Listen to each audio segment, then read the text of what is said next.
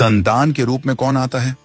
पूर्व जन्म के कर्मों से ही हमें इस जन्म में माता पिता, भाई बहन, पति पत्नी, प्रेमिका, मित्र शत्रु, सगे संबंधी इत्यादि संसार के जितने भी रिश्ते नाते हैं सब मिलते हैं, क्योंकि इन सबको हमें या तो कुछ देना होता है या इनसे कुछ लेना होता है।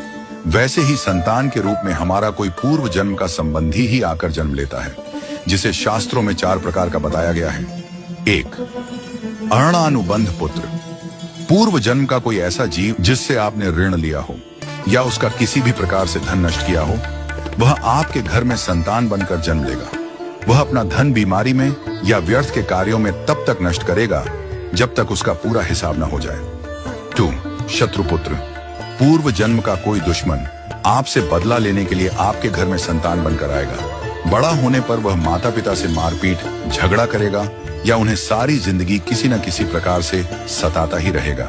वह हमेशा कड़वा बोलकर उनकी बेइज्जती करेगा और उन्हें दुखी रखकर ही खुश होगा। 3.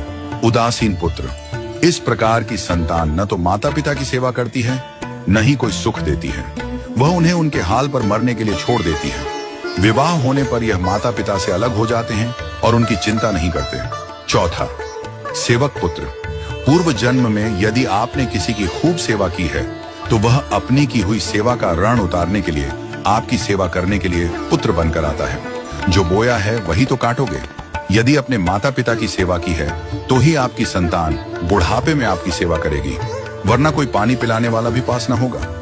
आप यह न समझें कि यह सब बातें केवल मनुष्य पर ही लागू होती हैं। इन 4 प्रकार में कोई भी जीव आ सकता है। यदि आपने किसी गाय की निस्वार्थ भाव से सेवा की है तो वह भी पुत्र या पुत्री बनकर आ सकती है।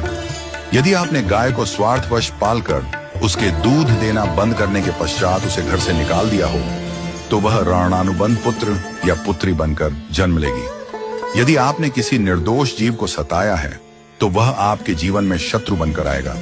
इसलिए जीवन में कभी किसी का बुरा न करें, क्योंकि प्रकृति का नियम है कि आप जो भी करोगे उसे वह आपको इस जन्म में या अगले जन्म में 100 गुना वापस करके देगी। यदि आपने किसी को 1 रुपया दिया है तो समझो आपके खाते में 100 रुपया जमा हो गए हैं। यदि आपने किसी का 1 रुपया छीना है तो समझो आपकी जमा राशि से 100 रुपये निकल गए। जरा सोचिए, आप कौन सा धन साथ लेकर आए थे और कितना साथ लेकर जाओगे? जो चले गए वे कितना सोना चांदी साथ ले गए? मरने पर जो सोना चांदी धन दौलत बैंक में पड़ा रह गया, समझो वह व्यर्थ ही कमाया। औलाद अगर अच्छी और लायक है तो उसके लिए कुछ भी छोड़कर जाने की जरूरत नहीं है, वह खुद ही कमा लेगी।